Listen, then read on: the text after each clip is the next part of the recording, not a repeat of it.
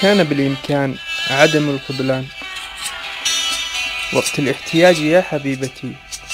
عندما بحثت عنك لم أجدك، فقررت أن أبحث عنك، فسألت تلك الغزلان فأجابتني ربما حان وقت الخذلان. وسألت عنك الزوايا فردت علي وقالت ابحث في الحنايا، إن لم تجد ضالتك اعلم إنه ربما حان وقت الخذلان.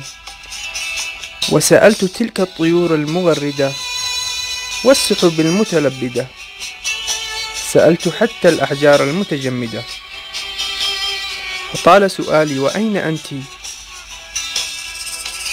وأذكر في قديم الأزمان أني عشقتك روحا، أحببتك عشقا وارتويتك حبا، وسال الشوق وفاض دمعا، فخبريني بالله عليك هل حان وقت الخذلان؟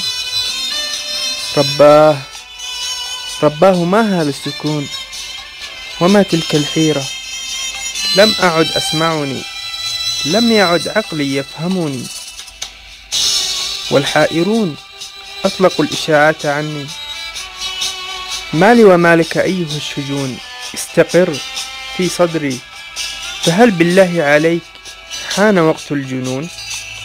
ليس الآن.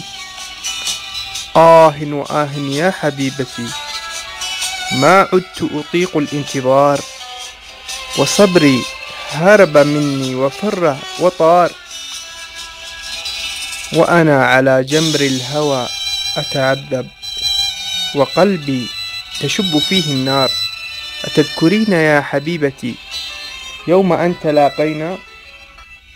أتذكرين يا حبيبتي يوم أن تلاقينا على الشاطئ، ويوم أن تواعدنا أن نرضخ للأقدار، وأن الشوق فينا سيظل حيا لا يموت، فبصدق المشاعر وهمس الحروف وقلمي وبعض من الخواطر وبعض من السكون القاتل أتساءل وأقول هل حان وقت الخذلان؟